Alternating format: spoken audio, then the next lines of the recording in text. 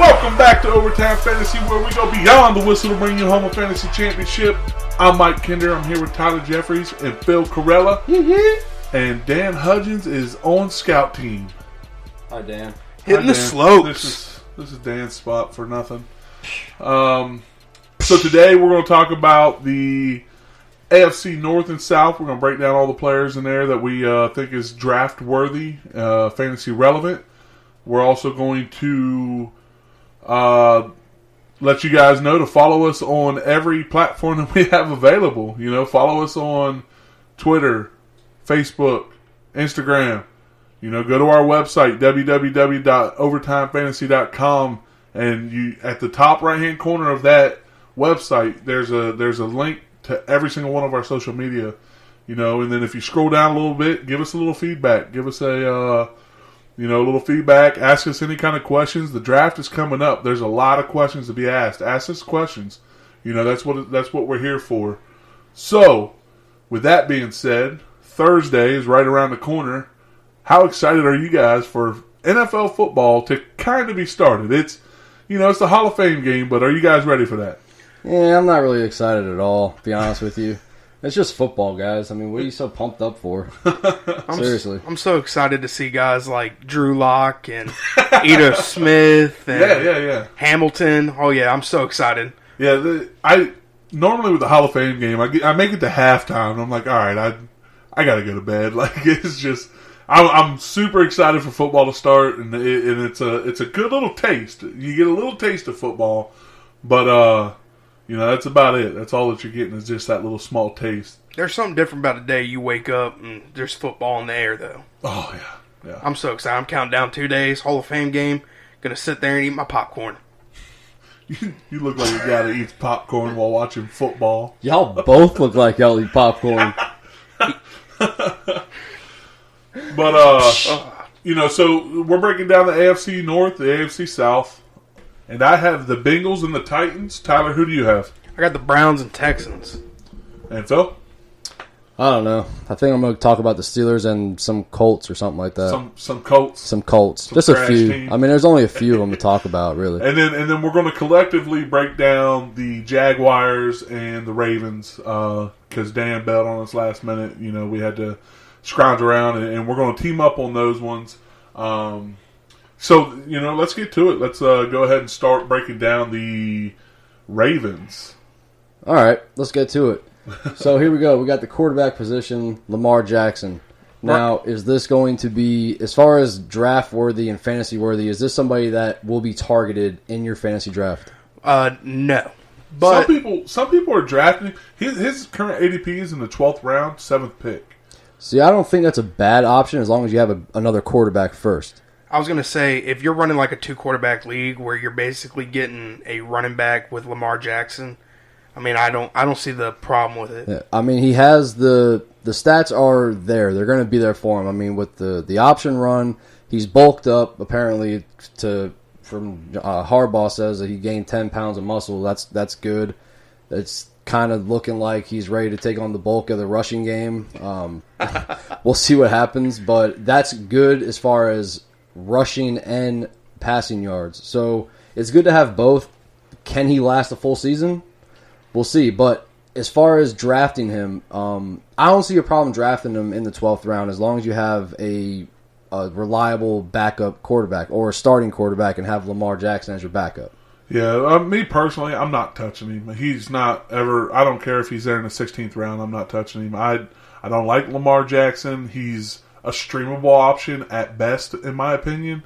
12th round, you're getting Ben Roethlisberger in the 10th or the 11th. I've seen him fall to the 11th a few times.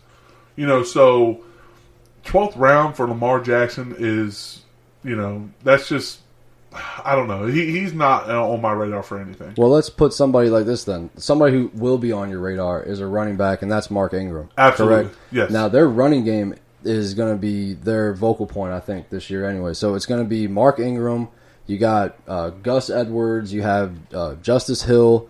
And who else is there? Other running backs. That's about it. You don't have to worry about anybody else. Yeah. Justice Hill. I think even Gus Edwards is undrafted. Right. Like, he's not even close. Justice Hill is more of kind of like the flyer, Yeah. the late round sleeper, just in case something happens. I think Justice Hill will become Ingram's Kamara in Baltimore. Yeah. You think he'll overtake? No. I don't think he'll overtake. Okay. I don't think this year. Well, actually, you know what? Let me not jump the gun on that because I do believe that Justice Hill. I've talked about him in our rookie podcast. I think he's going to be explosive and something to really mess with. I mean, I think he's going to tear it up later on. Yeah. Now, will he surpass Mark Ingram this year? It doesn't seem so. I think they brought him in to be that vocal point as the running game, but Justice Hill is going to be a perfect a nice little break for him. Definitely. I like Mark Ingram. What round though? He's going in the third. And I like him there. I like Mark Ingram as my number 2 running back. Or if I go wide receiver, I even like him as my number 1. I do too. Just because the Ravens always have a run game. Like they always Gus Edwards was a fantasy starter last year. Right. Like you could start Gus Edwards and be happy with it. Who's Gus Edwards? This is Mark Ingram. It's the offensive line is decent. I like Mark Ingram as my number 2 running back or my number 1 if I get 2 nasty receivers before that. Right. I like because he is falling in those rounds. So I mean, it's not a bad strategy if you go a nice number 1 wide receiver and then another number 1 wide receiver and then wait for Mark Ingram later. I mean, that's a really good strategy to have. Yeah. But as far as the wide receiver position goes for the Ravens, that's kind of slim. I mean, they got Hollywood Brown.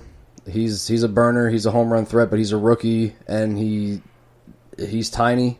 Yeah. I don't know how great that's going to be. Tyler, what do you think? I think you hold off on any wide receiver for the Ravens just to see what's going on. Like Hollywood Brown, I really don't see him going anywhere in the draft right now. I've seen him. If he goes, it's in the later rounds. It's it's 14th round, and he's not even their top option. Willie Snead's their number 1 wide receiver there.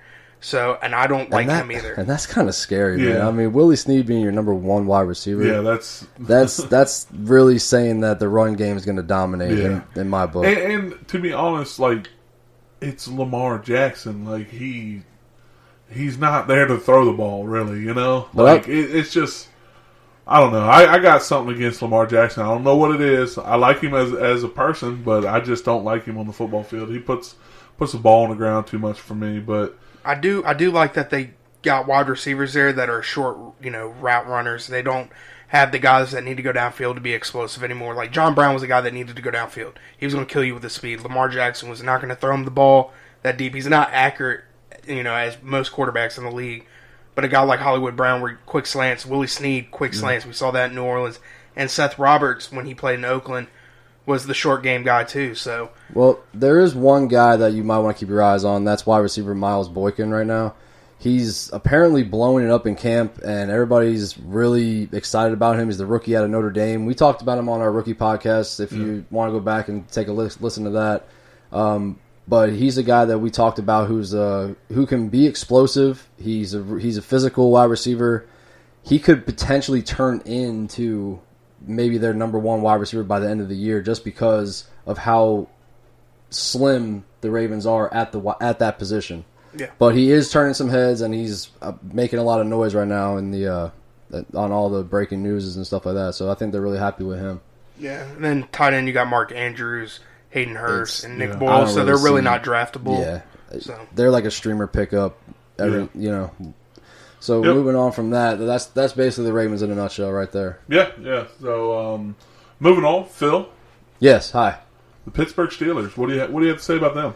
Well, basically, we've talked about the Steelers a lot in recent podcasts, and it's come down to Juju Smith-Schuster a lot of times. Where do you draft him? Is he the number 1 wide receiver that Antonio Brown was when he was in Pittsburgh?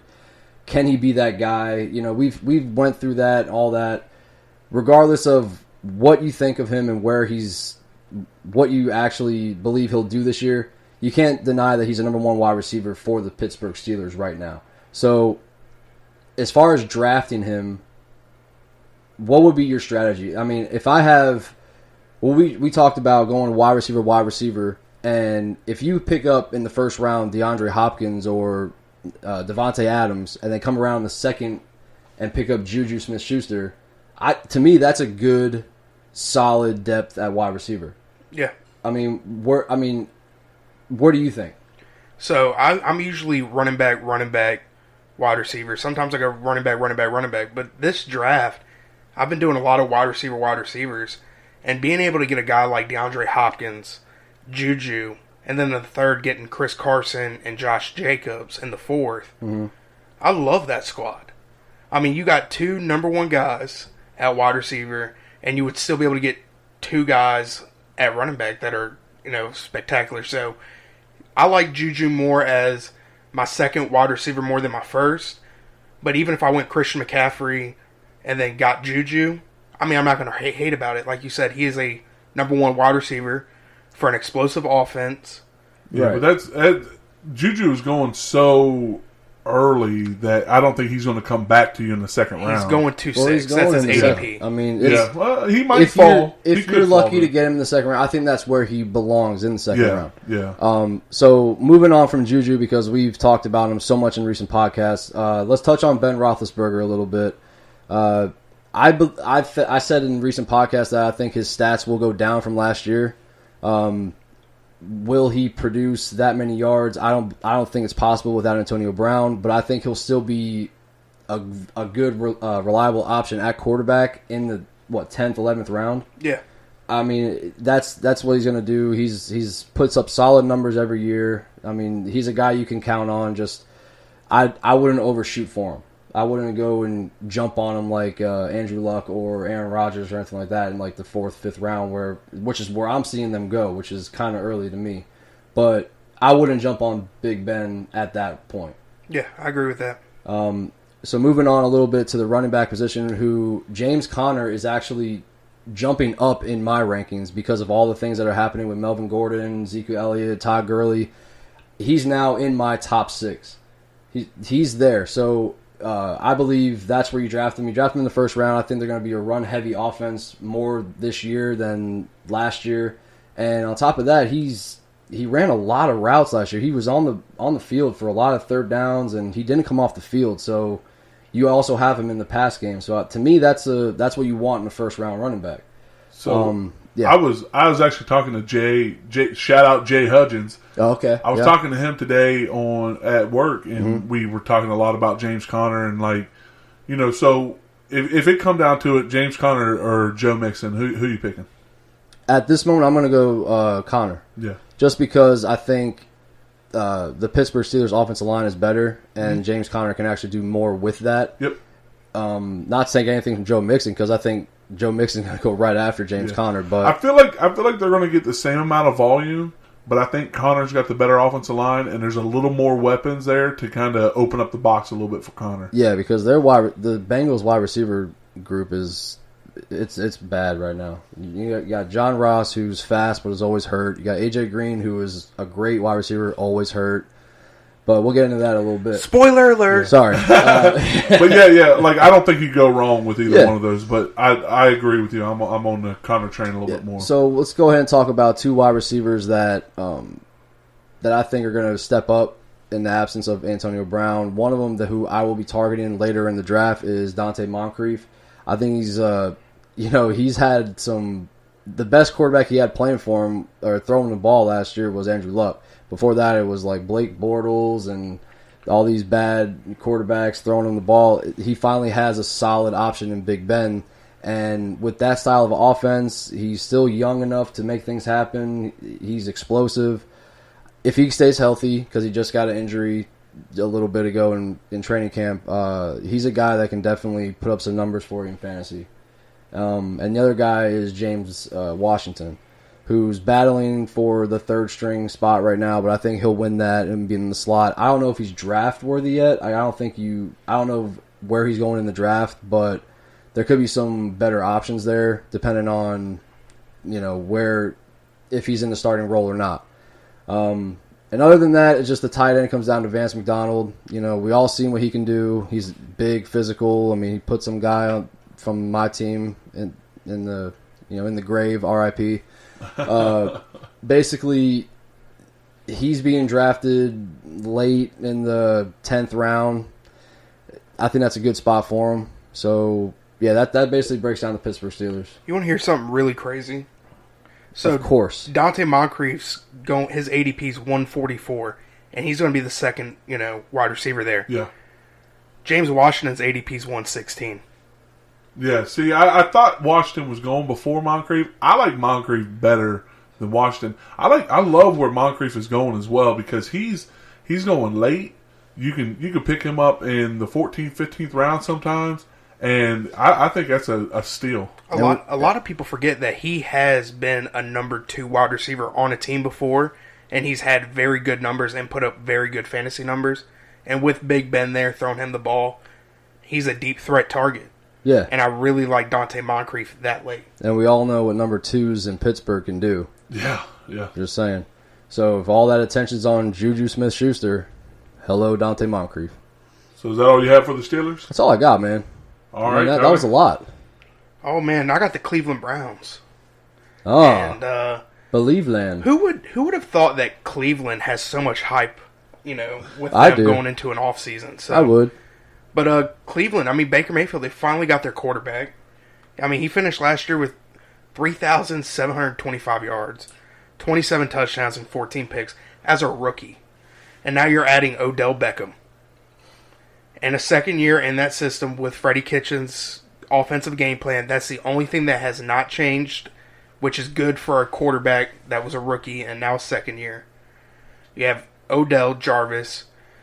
Now, the only thing that's really interesting to watch is I always thought Antonio Callaway would have been the third guy, but thinking about it more, Odell plays the outside, Jarvis always plays the slot, and Antonio Callaway always played the slot, so I don't know. They said that it's between Higgins and Callaway, and Higgins right now is getting more third-string reps.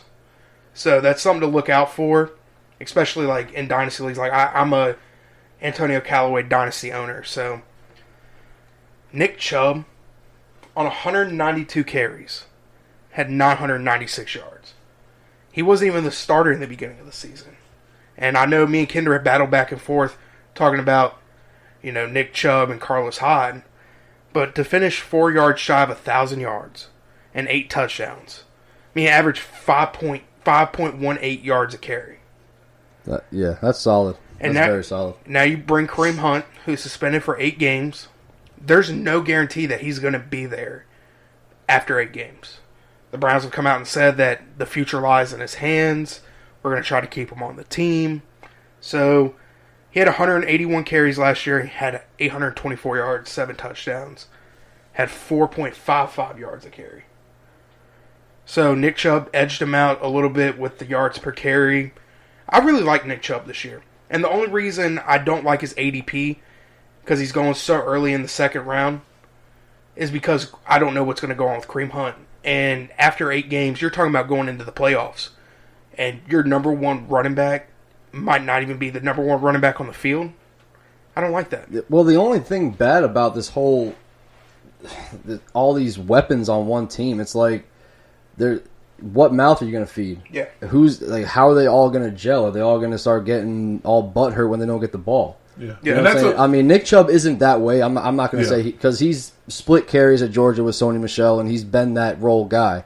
But what I'm saying is, if they're not throwing the ball with Odell and him getting his way and Jarvis getting his touches and targets and all that stuff, and then on top of that, you have to think about Baker Mayfield, because it's like, all right, am I getting the ball to these guys enough? Am I distributing the way I should be? Or am I just following my reads and going with the flow of the offense?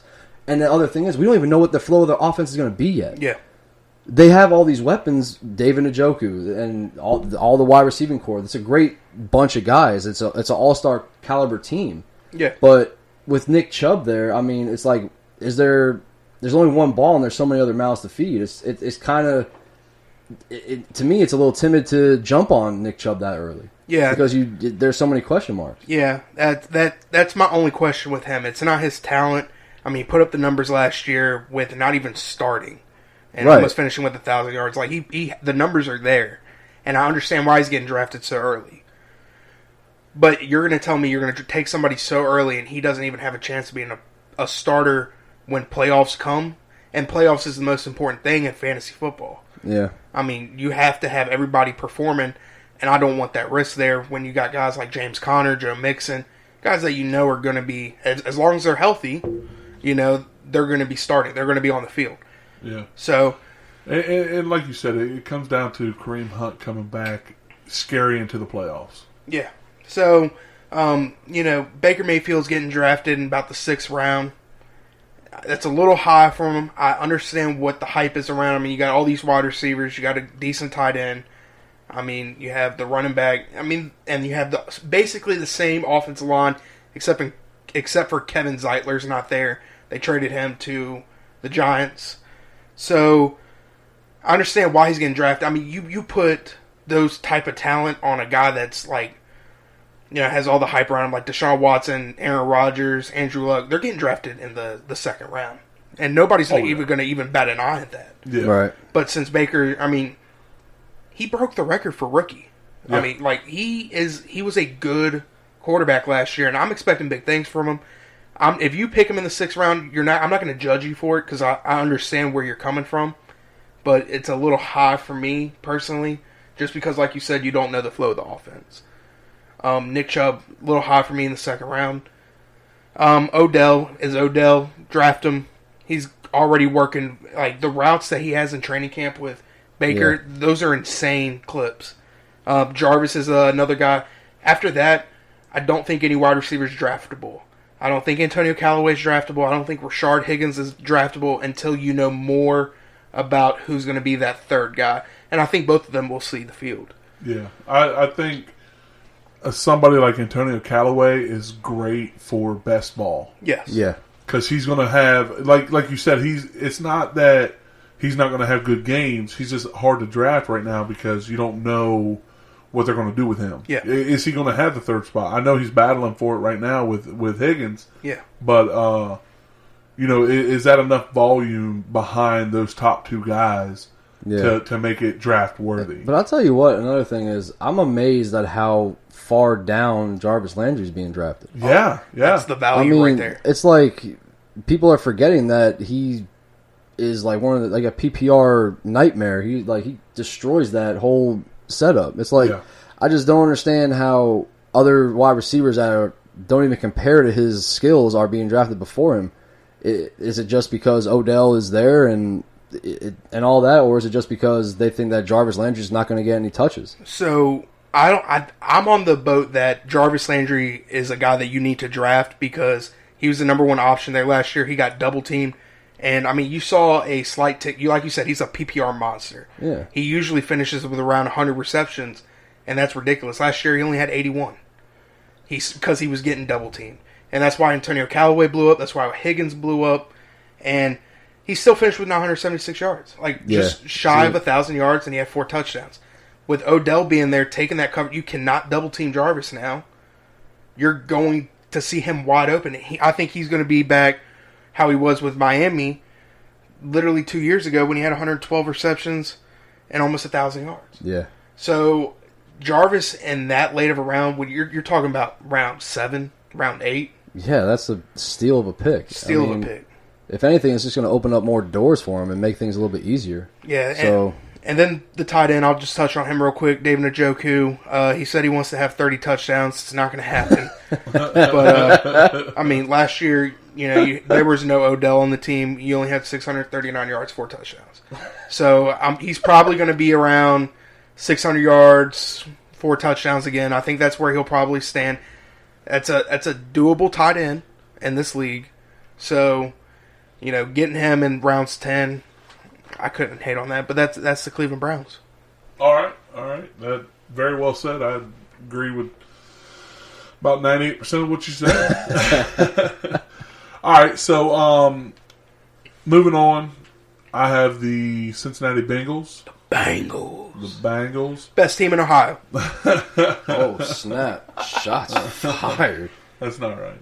All right, so just talk about the quarterback position. Andy Dalton, he's like 2 years ago and the year before that, you know, he was always my target for like a late round pick because he was always that guy that was going in like the 13th round. That's your boy. Yeah, but like this year, I'm not drafting him. I wouldn't waste a draft pick on him, but when AJ Green comes back, he could be a very good streamable option. Or AJ Green could just get hurt again. Yeah, that's probably. We'll get to that. It's just talking about, man.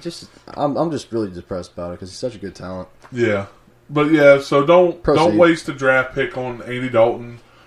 He's somebody that you can look at it as a streamable option later in the season. Running back Joe Mixon, we talked a little bit about him already. I love his volume. He's going to get the carries. I think last year he had 17 carries a game. That's what he averaged.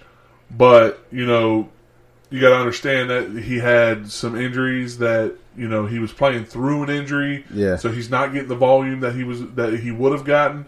He's easily, in my opinion, this year going to have 20 plus carries a game. Okay. If not more. The only thing that scares me with Joe Mixon is the injury to Jonah Williams, their rookie tackle that they drafted this year. It still doesn't prevent me from drafting him because of how bad the offensive line was last year. They were just banged up so bad, and he still put the volume that he did. So I think his volume is going to overshadow that injury to the tackle. And think about it. They're building something there. They drafted Billy Price last year, Jonah Williams this year. They're really starting to invest in that offensive line. And in a few years, you're going to see a big difference. Oh, yeah. They are investing in the offensive line. And that's why, coming into the season, I was in love with Joe Mixon. That injury to the tackle just kind of scares me just a little bit, but not enough to not draft him. He's going into the first round, 10th pick. I'd take him there. You're not getting much value out of him. Not like what I drafted him in almost every league last year, and I was getting him at the end of the second, which was great for the numbers that he was putting up. Yeah. You're not getting much value out of him, but he's going to be a solid pick there in the first round.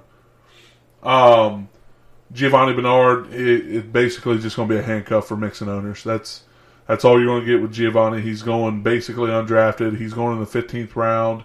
In some leagues, he's not getting drafted at all.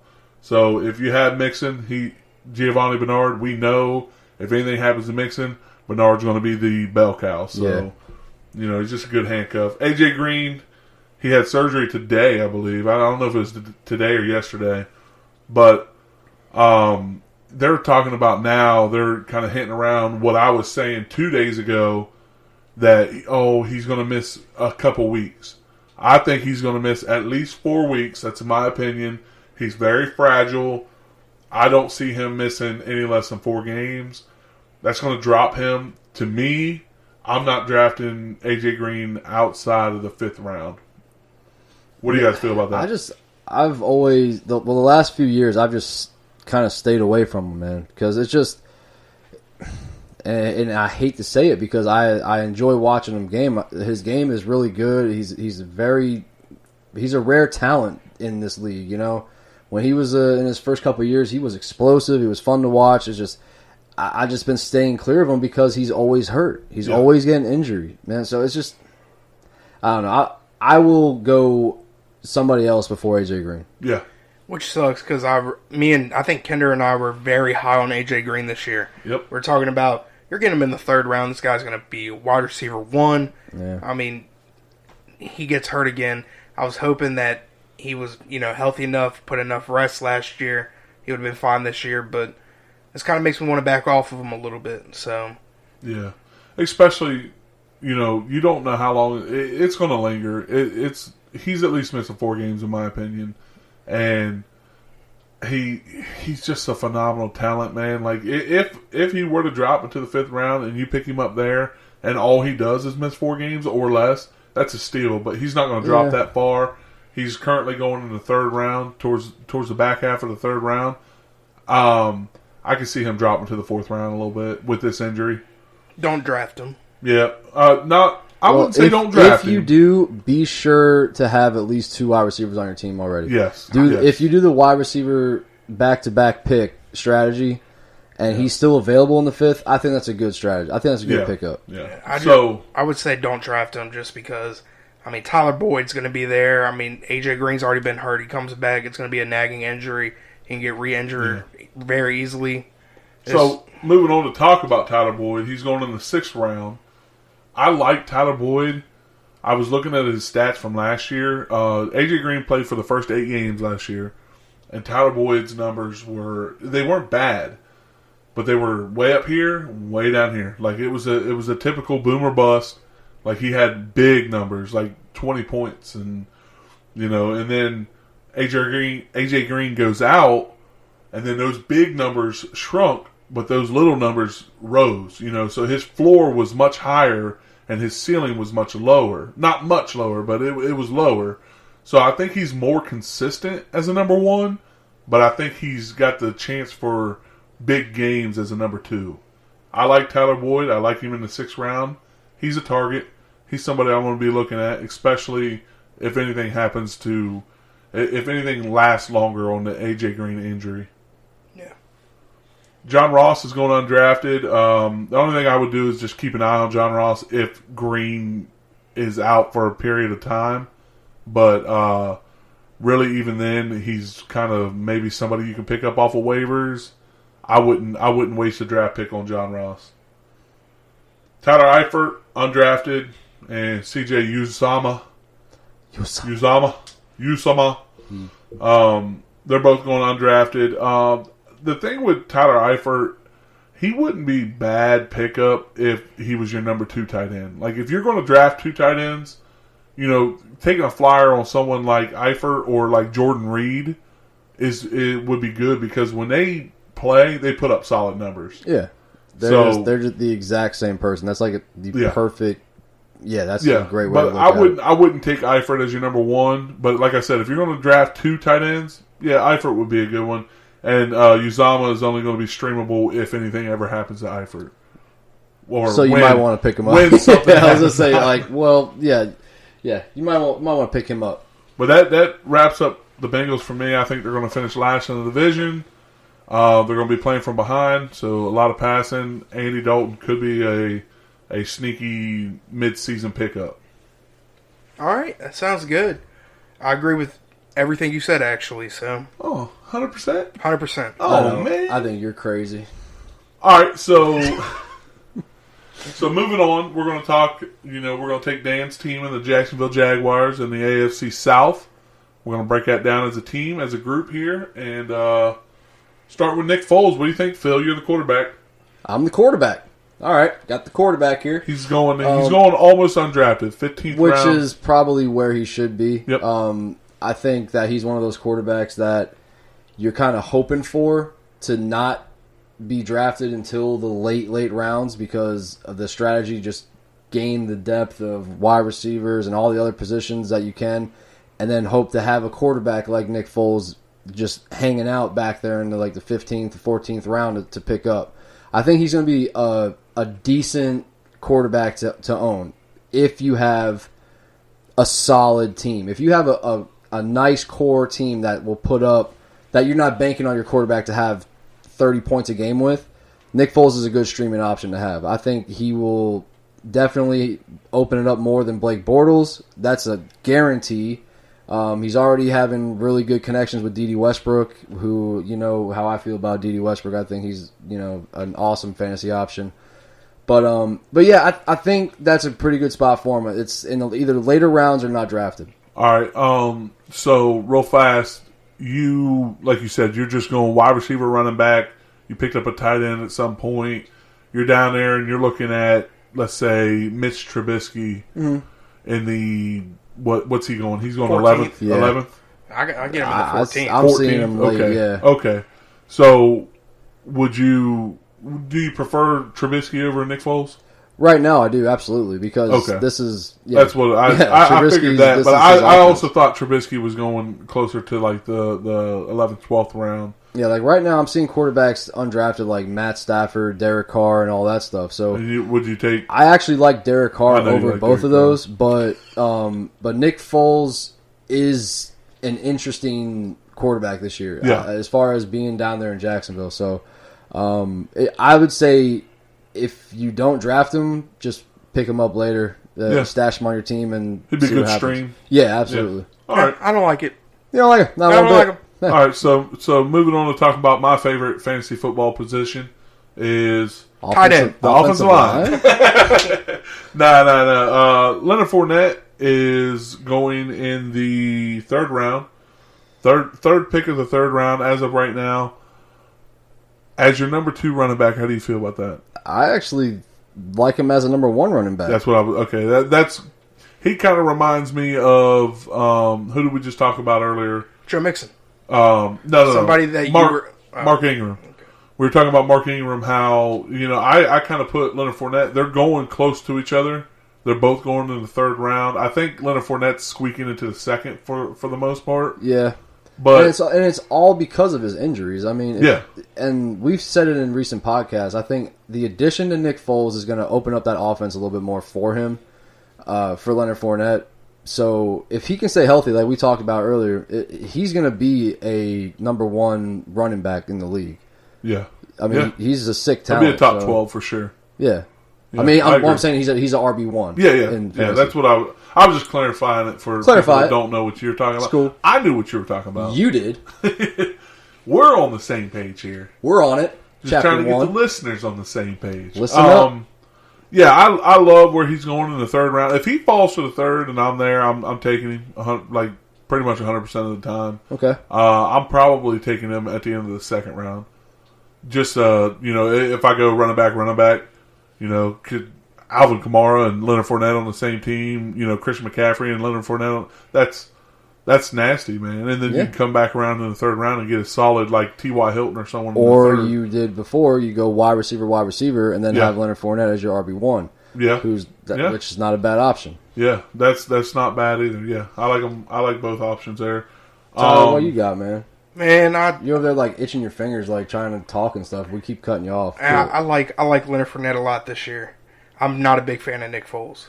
Well, I know that. I just think we've seen Nick Foles in a situation other than an Eagles team, like Super Bowl. I'm talking about Los Angeles Rams. I mean, that was a trash team, though. Oh yeah, that was a trash. But yeah, team. we talked about Nick Foles enough. I didn't get to say anything about him, and I just wanted to put that in. Go ahead, go. Yeah, you don't like Nick Foles. No, I like his value. Yeah, I think where you're drafting him is where he should be drafted. Yeah. So. Yeah. I thought Nick Foles was like when he got signed there. I thought he was going to be someone that like Tyler and I talked about it. I said he's going to snake a lot of people because people are going to draft him expecting big things, and he's not going to produce. Yeah. But nobody's drafted him like that, which is good for all those people. Yeah. So, backup running back, Raquel Armstead. Yeah, so dude, he's a rookie though. Watch out. Yeah. We talked about him in the podcast. He's out of Temple. He's all right. That's all I'm gonna say. He's just a handcuff, not worth drafting unless you're going to handcuff Leonard Fournette. If you don't have Leonard Fournette, I wouldn't worry about it. But like Phil said, he could be nasty. Just keep an eye on him. You're gonna have multiple weeks. This is why I'm seeing just so what he ready can for do. the preseason, man. I love watching preseason football. Oh yeah. All right, go ahead. So D.D. Westbrook, Phil, you want to take this one? DD. That's your boy. That is your love. That's your first man crush. No, Chris Carson. he nailed it. Yeah, he did. D.D. Westbrook is a solid wide receiver to own. He's being drafted in the 7th, 8th round, 10th. Wow. I mean, that's all I'm going to really say about that. Draft him in 10th. If he's there in 10th round, you'd pick him up in the 7th easily. 8th. Yeah. Done deal. If he falls to the 10th, that's a steal. I mean, he doesn't have. People forget he doesn't have Blake Bortles throwing the ball. Yeah, and honestly, like Tyler, you don't like Nick Foles. You would take D.D. Westbrook in the 10th. I've taken D.D. Westbrook. Yeah. Today they connected on like a 50-yard bomb. Yeah, he scored like 2 touchdowns there or something like that. I saw he's that. nasty. Yeah. Chris Conley, undrafted. I wouldn't worry about it. Nope. He's somebody that could, later in the season you can kind of look at him, but right now weekly matchups. If you wanted to kind of stash him, 16th round. Yeah. Just decent. Yep. And that was with Patty Mahomes. Like all the rest of these receivers are going undrafted. Keelan Cole. I don't mind Marquise Lee. I like him better than the other two. Like I don't like him better than Dede, But I like Marquise Lee. Just, if I had to just his draft injuries, any, that's all. yeah, That's what I was going to say. Is that it's crazy because you say everybody's undrafted, and Marquise Lee was the number one guy last year before he got hurt. yeah, Right. yeah. And tight end. I don't even know how to pronounce his name. So Say it. Nah, I can't. All right, so is he draftable? Nah. Okay. Nah, not even close. If All right. Kinder can't pronounce his name, he's not drafted. Yeah, all right. Schwam. SWAIM. Let's just call it Schwami. Schwam. Let's call it Schwami. Shalami. Yeah, let's call him Schwami. Yeah, don't draft him. Salami. Yeah. All right, so that's the Jaguars. Maybe draft Nick Foles if that's your preference late in the rounds. And Leonard Fournette, where that's a good option, and D.D. Westbrook, that's a steal in the 10th round. Yep. All right, moving on. Phil. Hi. Indianapolis Colts. What you got? Oh man, Tyler, I can't wait to talk about the Colts, bro. I can't wait, man. I'm just going to And be you quiet. know what's great though? I get to talk about him, and he gets to say nothing. All right, but no, all right. So the Colts, I'm predicting them to go way into the play. I'm almost Super Bowl bound. Like their team is ready for that. Yeah. They all have the pieces are there. It's set. So let's go ahead and jump in. Let's dive in. Andrew Luck. Not going to even really talk about this guy. He's a 1 to 4 quarterback. You draft whatever your preference is. That's where you go with him. He's a great quarterback. He's going to put up big numbers this year. All right, going on to the running back position because I'm not completely sold on this guy, even though he's a good running back and they have a really good offensive line. They have probably one of the best besides the Eagles and Kinder?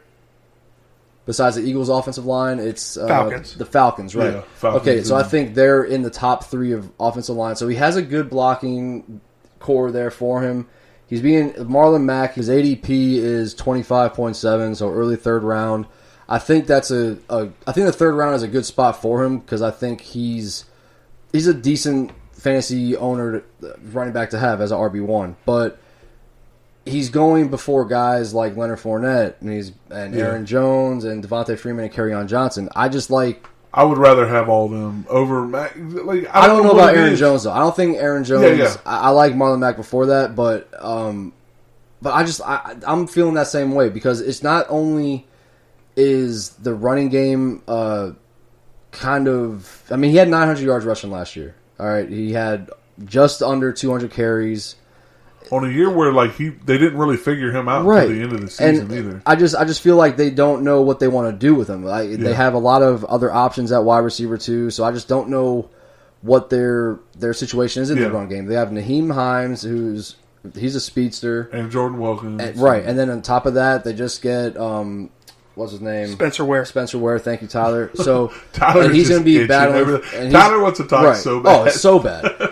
And so he's going to be battling for the 3rd or 2nd running back spot. It just seems like more of a committee in a way. So to have him before Leonard Fournette and guys who are like a dominant RB1. Yeah, where Leonard Fournette's going to get all the carries. Right. And Marlon Mack, and I'm not saying that Marlon Mack's not going to get that. It's just he's not really in the passing game really either, though. Because, his targets and catches last year was like maybe 2 a game. Maybe. Yeah. So it's just and I just think they have other options. They have a lot of other weapons in that offense, to deal with. And one of those weapons is T.Y. Hilton. I mean, he's a guy that you definitely want to draft in the 1st, 2nd round as a wide receiver. It's just how I feel about him, just a questionable every single week. He plays through it though. He's a tough guy. His routes are getting ridiculous, and he's still a home run threat that can blow the ceiling off the defensive back. So he's definitely a good wide receiver 1 to have. Now, is he better than Adam Thielen and Keenan Allen and Amari Cooper? Some would argue that. I like Thielen and Amari Cooper right now better than T.Y. Hilton just because Adam Thielen, I think, is a guy who's very underrated as far as where he's being drafted. A lot of guys are going above him, and Amari Cooper situation now with Zeke being on holdout, I think they're going to actually bulk his targets up.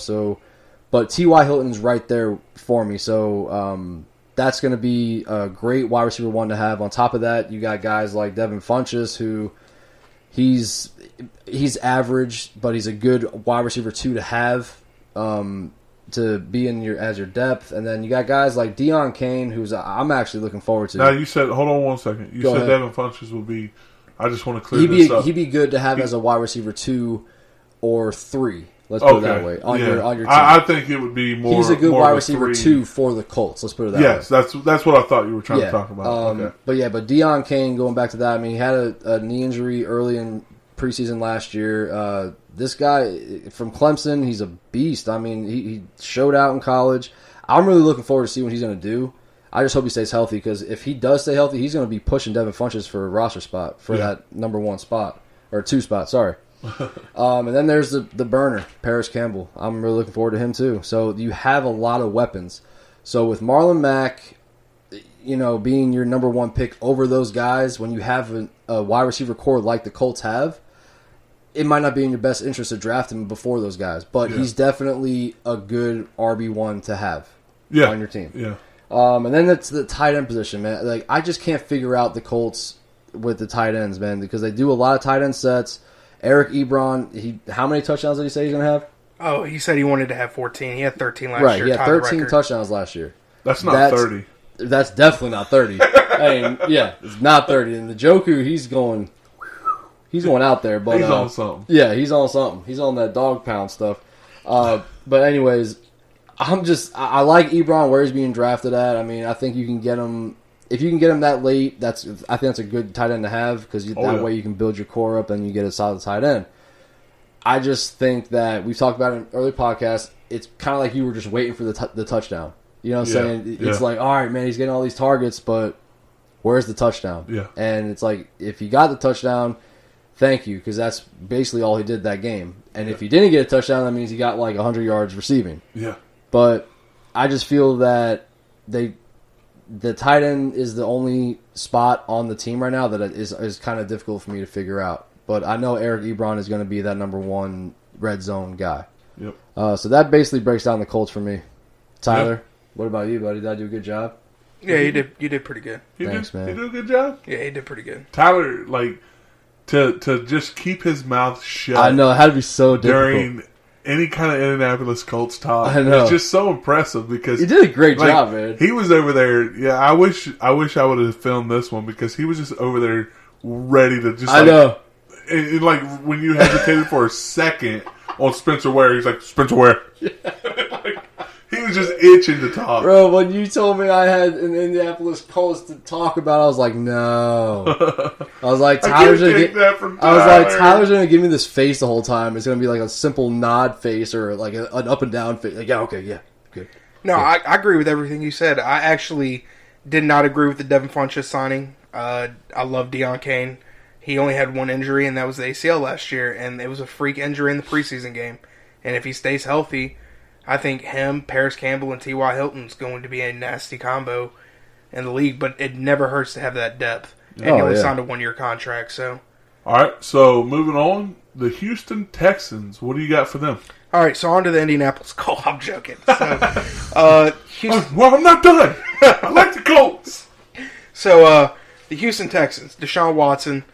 I mean, if he stays upright, he's a good quarterback. Even when he's not staying upright, he's still a good quarterback. I was about to interrupt you on that one. So he had the most sacks in the NFL last year on him. Still finished with over 4,100 yards, 26 touchdowns, 9 picks. That's good for somebody that gets sacked over 60 times in a season. I feel you. Yeah. So they did not fix any of the offensive line problems, and I don't like that. Lamar Miller, he finished right under 1,000 yards. They got Deontay Foreman there. Deontay Foreman is somebody that you're going to have to watch out for if you draft Lamar Miller. I mean, it's just as simple as that. Deontay Foreman is a very good running back, but he's been plagued by injury since he's gotten into the league. He hasn't even had a chance to start. He only had like 370 yards his whole career. I mean, I think he played, it was like 7 games, but he's just somebody. Foreman, if he stays healthy, he's going to take some carries away from Lamar. He's going to take his spot. Yeah. Yeah. They just don't have that. Like, even with Deontay Foreman there, they don't have that great running back because, I mean, that's saying a lot about Lamar Miller. We're talking about Deontay Foreman. If he's healthy, he's taking a spot. Deontay Foreman is going to have knee problems the rest of his career. Yeah. That ACL, when you tear it, it's I don't know. gone. Ask Adrian Peterson. I don't Yeah. know. Yeah, The way the science is working now, Yeah. it's crazy. Well, let's not even get into the science about Yeah. it. Basically, is Lamar Miller worthy of an RB1? So no, Lamar Miller. To me, I mean, if you're going to draft a running back, you draft Deontay Foreman. But I don't even think any running back is draftable because of how bad that offensive line is. Well, they're definitely going to be draftable. Yeah. Now you can't say they're going to be undraftable. Like, if you get Lamar Miller as an RB3 or an RB4, Right. that's not a bad spot to have him. He's a guy that you're going to be able to plug in from time to time. You know, you just kind of play the matchup. And, you know, because like you said last year, that offensive line was bad. And he put up almost 1,000 yards. Yeah. Like, I wouldn't say he's undraftable. What I mean by, like, undraftable probably is... You're probably not going to start him. No, for an RB1. I wouldn't draft him for the pure fact, like, I wouldn't draft Derrick Henry. Okay. Just because you don't know when to play him, and you're going to see the matchup, and you're going to plug him in, you're going to be like, oh, he's got the Bengals this week. Right. All of a sudden, he's got 2 points. But you're like, oh, he has the Rams this week. The guy's got 36 points on your bench. For somebody who had Lamar Miller last year, that was a constant struggle. And if the price is right, I'm taking him. If the price is right on Derrick Henry, which I'm going to talk about here in a little bit, I would take him, but the price ain't right. Yeah, price is wrong. So, DeAndre Hopkins. I mean, that's his name. Yeah.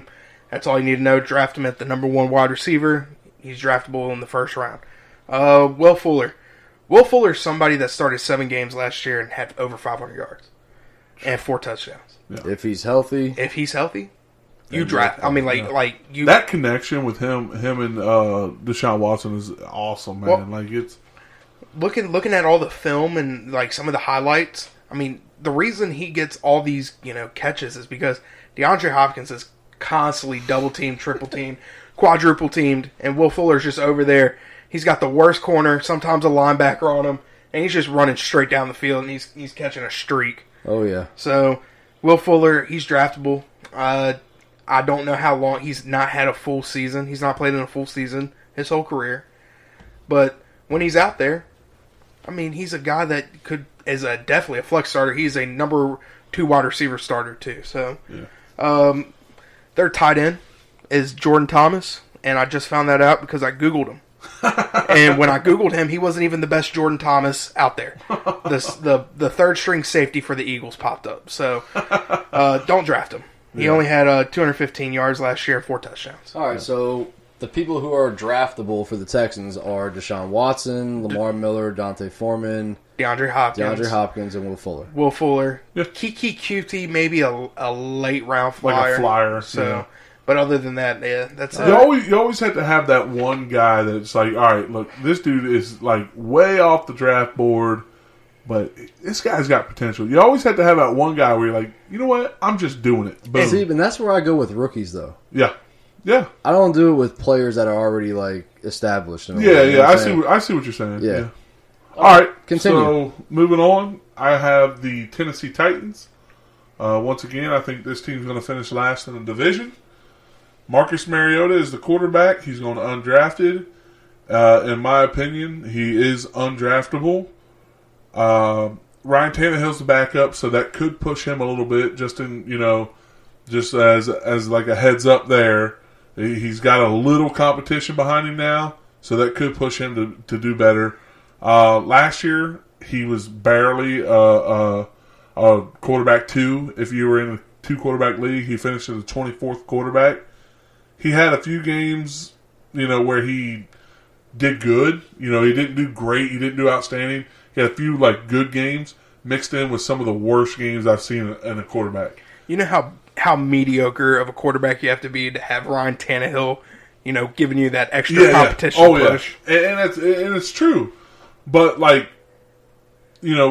to what I was saying about his good games mixed in with terrible games. What I'm talking about here is a 25-point game in a 6-point per passing touchdown league, scoring 25 points, and then the next week scoring 3. Scoring 1 point. I think he had 1.9 in one. He's just, he did bad. But let's also not forget he was battling injuries, all year last year. So that could be an excuse for him. It could be, but still No excuses. not drafting. Play like a champion. Like I said, we're not drafting Marcus Mariota. Right. Keep an eye on him because something could change in the middle of the season, like any other quarterback out here. But I'm not drafting. I'm not touching him at all. Derrick Henry, running back. He's going in the second round, pick number 12. I don't like that at all. He might drop a little bit after the news about his strained calf that put him in a walking boot. He's going way too high for me. Everybody knows he can have a monster game. Everybody knows that. I don't know if the Titans know it, but everybody else knows that. I just, what game will he actually perform in is the question. What game will he have that monster game? It just comes down to the head coach. If you give him the ball, he might be able to do something. Even in games where he was having 18 carries, he got like 50 yards. What games did he have 18 carries? At the beginning of the season, there was a couple games where he had 18 carries and 50 yards. Yeah, and it was rough. But you realize like 3 of those or 5 of those carries were like in the 5-yard line. Oh yeah, I'm sure. I'm whatever sure of it. But that's all I'm saying is what games is he going to perform in? He's a heck of a talent. He can do it. He's proven that. But when will he do it is the question with him. And I don't like my number 1 or number 2 running back being the guy of he can do it, but when will he do it? Yeah. I'd like him on any other team. Deion Lewis going in the 14th round. I'm not touching him either. There's nothing that kind of excites me with Deion Lewis. To be honest with you, I listed a bunch of running backs that are going after Deion Lewis. One of them's going ahead, Kalen Ballage. He's going just above Deion Lewis. I'd rather have him. C.J. Anderson, Giovanni Bernard, Jamal Williams, Duke Johnson, and Mike Davis. I'd rather have all of them. They're going well after Deion Lewis. Like these are undraftable people, and I would rather have them over Deion Lewis. So what you're saying is Deion Lewis is not draftable. Yeah, undraftable to me. In my opinion, he is going in the 14th round, so people are drafting him. I just don't think he's going to produce the numbers to really, be a draft option. All right. What about some of these wide receivers? Corey Davis, he's going in the 10th round. An upside I have with that, you're getting a number 1 wide receiver on a team in the 10th round. Like that's kind of cool. Other than that, I'm not interested in Corey Davis. I don't have the trust in him. Last year he only had 4 startable games.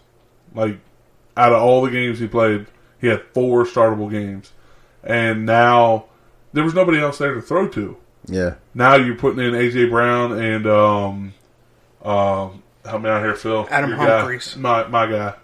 Adam Humphries. Yeah, your guy. No, I don't like Adam Humphries like that. But I do like the addition to Adam Humphries. He's just, undraftable in my opinion. I think with a better team, he's somebody you can draft. But A.J. Brown is the guy, in my opinion, to kind of keep an eye on. He's undrafted right now. He's one of those guys I'd pick up in the 16th round as just a flyer. Right. This guy could do something. Yeah, that's he's a very talented wide receiver. Yeah. This is his rookie year. I like A.J. Brown. I don't like him outside of the 16th round, but right. I like A.J. Brown. Delaney Walker, he's a very talented tight end. He battled some injuries last year. He's not the tight end that he was in 2015 when he finished number 5, but he's going to give you solid, startable numbers week in and week out. And you can get him in the later rounds, too. Yeah, so. He's probably not going to blow up and give you 20 points, but he's going to give you 6 to 10 points a game. And that's what you're wanting. You're getting him in the 11th round. I think he's a good 11th round tight end. So, and if anything happens to him, Jonnu Smith is his backup. He did some good things last year. So, in my opinion, for this team, the only person I'm drafting is Delaney Walker. Derrick Henry's going to the second round. It's too early for me. Deion Lewis is going in the 14th round. And everybody else, Corey Davis is going in the 10th round. I think Corey Davis is worth a draft pick. Would you pick him in the 10th round though? Yeah. Yeah. Okay. Yeah. I think that's good for him. I mean, he given the chance, if he's given a shot, whatever they're doing with this offense, which I have no idea. I don't know what their strategy is, but regardless, you're getting a number 1 wide receiver for a team in the 10th round. I mean, that's and that's what I said. That's kind of cool. I mean, it's good to have, because what if something happens and they start clicking and he comes into his own now? Like, this is his 3rd year on the team. Maybe it's his time. Who knows? Yeah. But I think it's worth a pick. Yeah. Other than that, man, there's no way. You sounded like when you said, I mean, I guess he's cool. It sounded like your mom, like when she packed sugar-free fruit snacks in your lunchbox for school. Oh, fruit snacks! Oh, the sugar-free. I guess it's cool. Oh, that's cool. My mom loves me. Shout out, Mommy. She won't listen to the end of this, I guarantee that. Michael Ray. All right, so if you guys don't have anything else, do you? No, let's sign this off. Nope, let's sign it off. We nailed our timing on this one, guys. This was a good one. But yeah, once again, follow us on all of our platforms: Facebook, Twitter, Instagram. Maybe one day we'll get a Snapchat out there. I don't know. I don't know if there's enough time. But go to www.overtimefantasy.com. You can listen to all of our podcasts on there. You can follow all of our social media from there. Leave us a comment. Drop us some feedback, whatever you need. Thanks for listening. If you've been listening this far, you are a trooper, and we appreciate you. Thank you. Deuces. Well said.